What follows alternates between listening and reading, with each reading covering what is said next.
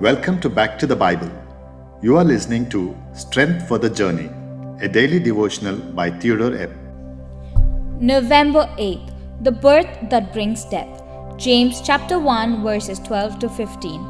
When temptations to do evil comes into our lives, let us never think that they have come from God.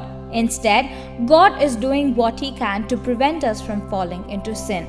However, our flesh is so weak that we disregard him occasionally and follow evil. James said, "Every man is tempted when he is drawn away of his own lust and enticed."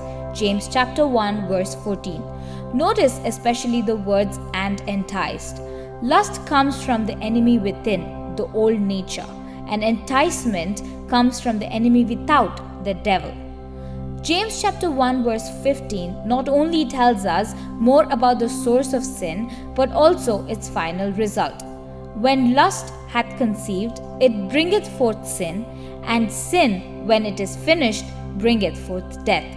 James personified lust and sin here and spoke of conception, birth, and death.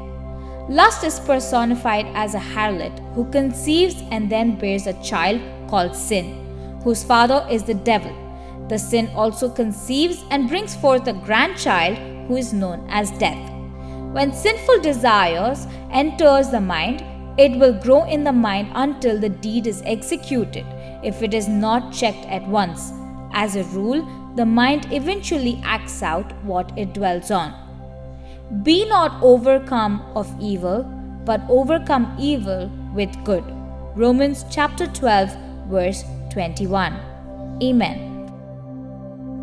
Back to the Bible, leading people into a dynamic relationship with God.